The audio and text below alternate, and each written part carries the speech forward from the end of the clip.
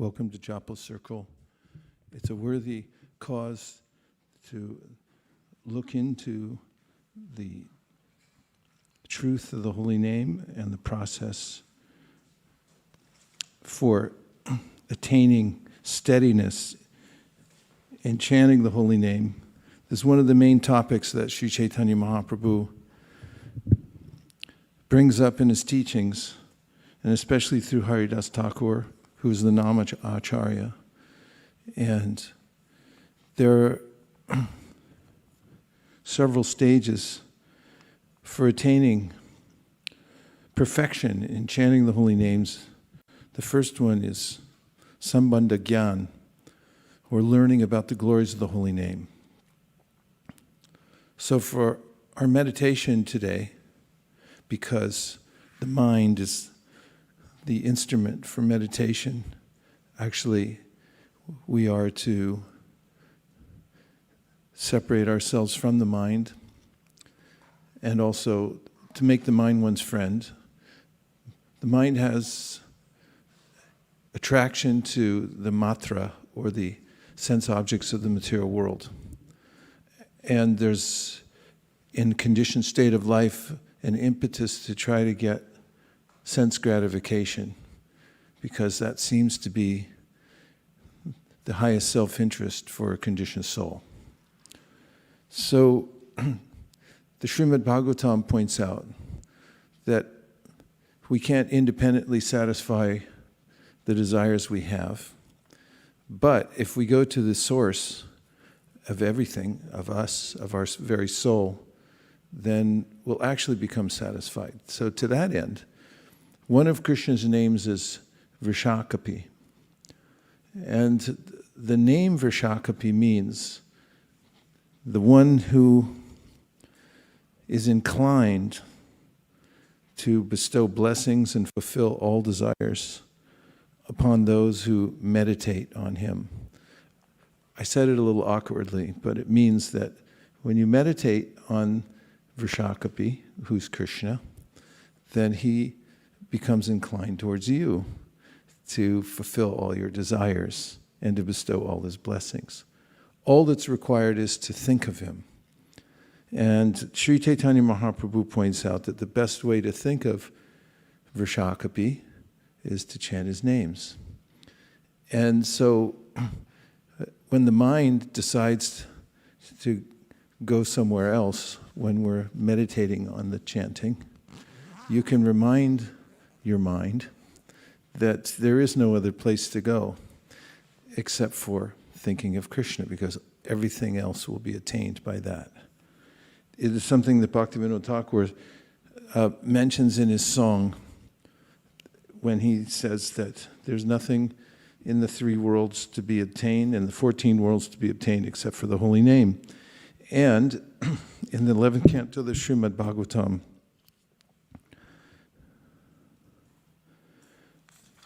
we have the following verse to meditate upon. The Supreme Personality of Godhead is so kind to the conditioned souls that if they call upon him by speaking his holy name, even unintentionally or unwillingly, the Lord is inclined to destroy innumerable sinful reactions in their hearts. Therefore, when a devotee who has taken shelter of the Lord's lotus feet chants the holy name of Krishna with genuine love, the Supreme Personality of Godhead can never give up the heart of such a devotee.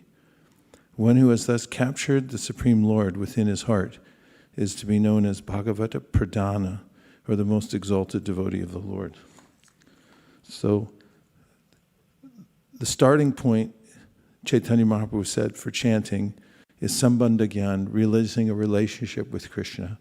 That is, that we're fully dependent on him. He's absolutely benevolent, and he fulfills all our desires exactly the way we're hankering for them to be fulfilled, so there's no other place to go except for to Krishna, and the best way to go to Krishna is by chanting his holy names. That's a summary of the first part of Sambandha Gyan. So there are 2 more parts that I'll mention later in a few minutes. But the first one is to remember Vaiśeṣika. Meditate on Krishna You don't have to go anywhere else. You can be completely satisfied just by thinking of him, by meditating on his holy name. Gaur Premanande Haribol. Jai Shri Krishna Chaitanya Prabhu Nityananda Sri Advaita Gadadhara Shivasari Gaura Bhakta Vrinda. Hare Krishna. So, Sambandha Gyan is important because we have a relationship with Krishna. He's benevolent. He has our highest interest in mind, and he's the only one who can do something about it. And so meditating on Krishna exclusively makes sense. And so Sri Chaitanya Mahaprabhu emphasizes that we cultivate that knowledge every day and remember that we have that relationship with Krishna. He's our protector, our maintainer, and he's all benevolent. And he can handle all our affairs. That's why in the Bhagavad Gita he says, Sarva dharman parityaja. Just give up, let it go. I'll handle it all. Don't worry. So a second part that's recommended for the practice of chanting japa is sankalpa, which means we have to become aware of our own determination and then state our purpose. As when we act with purpose, then we can fix the mind. And there are mentions of those who have come to the point of being ready to fix their sankalpa. For instance, in the Bhagavatam, Devahuti at 3:25-7 says, I'm very sick of the disturbance caused by my material senses. For because of this sense disturbance, my Lord, I have fallen into the abyss of ignorance. So sometimes having this sense of being sick and tired of the senses is very helpful. A kind of frustration that what have I received by serving the senses all this time? Now let me fix my mind on Krishna. So in the sankalpa, there's another way in which we should feel helpless, because that's our actual situation, to realize that I'm floating in or being thrashed by the ocean of material existence. And basically we complain to and tell others our problems. Many different types of people we tell our problems to, right? Or is it just me? I'm constantly complaining. And then we're telling everybody who can't do anything about it. Because ultimately, anybody we complain to can only make some temporary fix. Try complaining to the airline and see what happens. So Prabhupada mentions, why not tell it to Krishna? Tell him your problems, explain to him that I'm being thrashed, and this material energy is extremely onerous, and I'm getting the worst end of the stick here in the material world. This is part of sankalpa. Become aware of the fact, and then remember Krishna can do something about it, so you can complain to Krishna. Tell him all your problems in your sankalpa. Feel helpless. Remember that you're sick and tired. Tell him your problems. And then the next part, sankalpa, the essence of sankalpa is to beg. And Bhaktivinoda Thakur mentions this, Anechiya Shaudi Maya Nashi Bharalagi. Harinam Mahamantra Lao Tumi Magi. So Magi means to beg, and begging, it requires some sense of necessity or earnestness. That I want something, I don't have anything, so what else can I do? I just have to beg. And don't be too proud to beg. Be in the mode of begging Krishna for his holy name and for his shelter. And state it, make your intention known that I'm helpless, I'm being thrashed, I have a necessity, I'm earnestly asking you, Krishna, please allow me to take this medicine. And this is the second part, sankalpa. Be ready to fix the mind in this purpose for all the above mentioned reasons. And you may have more, but those are some of the basic ones through which we can fix our purpose when we start chanting. So you can, if you didn't start with a clear sankalpa, you can try it now for the next couple of rounds. And just take whatever few seconds, 30 seconds, to think about it, about helplessness or being tired of being thrashed. And then think about begging and putting your hand out mentally when you're chanting to Krishna, but please, could you help me? Does that sound okay? Yes. You ready? Yes. Okay. Go ahead and beg. Hare Krishna. Begging, the best thing to beg for is for service. Because after serving the material energy and the senses for so long, when the devotee realizes the necessity for serving Krishna, it's not automatic that one gets service, because I've got so much invested in my senses and all the service I've done. It's not that the material nature lets us go easily. So it's important to beg for service, because as we get service, then it supplants the material senses and edges it out of the way gradually. The next stage, that goes back to begging and sankalpa. I just forgot to mention it. And the next point is about practice. And it's important to go for consistency. Try to come to niṣṭha, or steadiness. And in the Gita, Krishna says that it's very difficult to control the mind, but it's possible by suitable practice and detachment. And so he says that suitable, or putting several concepts together, suitable means mahat-kṛtena. It follows in the footsteps of the great souls. So you find that aimukta kalera upasyamanam, as Rupa Goswami writes in his Namashtakam, the chanting of the mantra is the most recommended process by the liberated souls. There are numerous other citations, but I'll just give that for the sake of brevity. And in the Bhagavatam, in the prayers of the demigods, they mentioned that the best process for practice is to find out what the great souls have done. They're called the Mahat and Kṛtena. Mahat-kṛtena, what have they done? And then follow in their footsteps. So you can be sure that this practice is sound.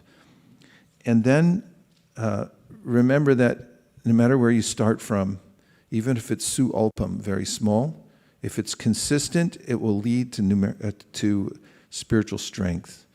And consistency in practice means spiritual strength, and that's the most important asset that we can acquire in this lifetime, is to have what's called yoga-balena.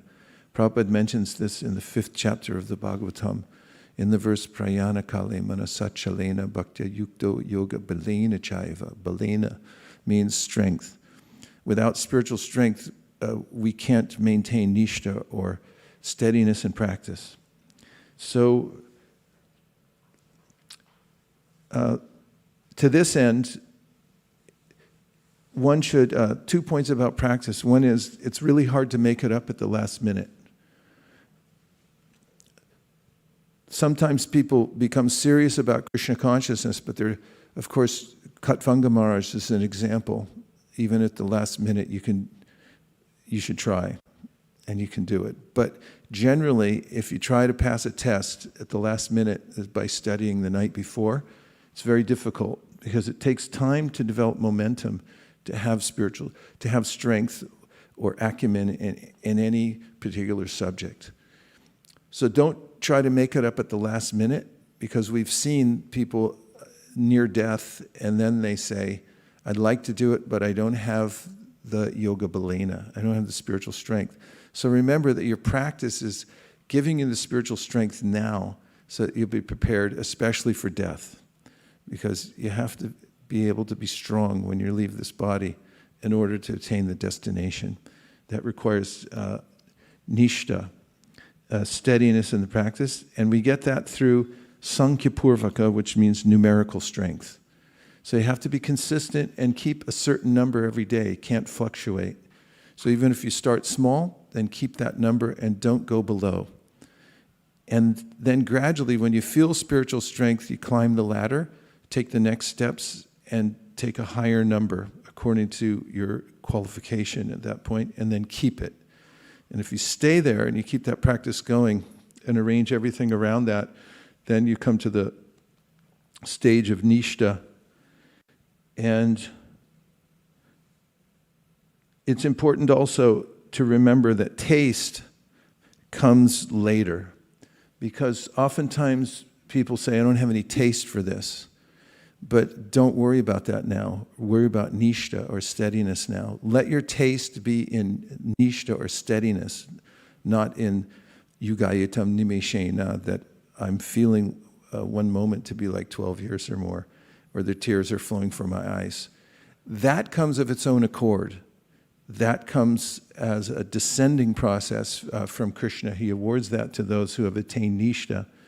So have a taste for steadiness, and that comes from having a sense of duty. There is taste in doing one's duty, that I'm doing this for a higher cause. You can get a taste from that. So get your taste in niṣṭha and duty. Don't worry about crying and rolling on the ground or feeling like you're devastated because you're chanting the holy name. That comes by Krishna's grace. Our part is to practice. We may be in the beginning, last point, we may be in the beginning feeling that I'm nowhere, I don't have any adhikari whatsoever, but everyone can grab on somewhere. The Bhagavatam says, Kama sarva kamo va moksha kam udaradi tivrena bhakti yogena yajeta purusham param. That even if you desire material enjoyment, start there at least. So there's several levels for motivation to your practice. One is fear. And in the first canto, first chapter of Bhagavatam, Sutta Goswami says, Apana samsritim goran, that if you have fear of material nature, you can call out to Krishna. The second level is prospect, and that's mentioned in Akama Sarva Kamava. Even if you want something, you should chant Hare Krishna. Third one is duty. Prahlāda Mahārāja set the example that the Lord said, take some benediction. He said, I don't want anything, I'm not a vanik. I'm not a merchant, I'm not asking, I'm just doing my duty. And the highest is yugayatam nimeshena. It's love for Krishna. Any of those levels, whatever can keep us chanting, take the inspiration and do it to come to the point of niṣṭha.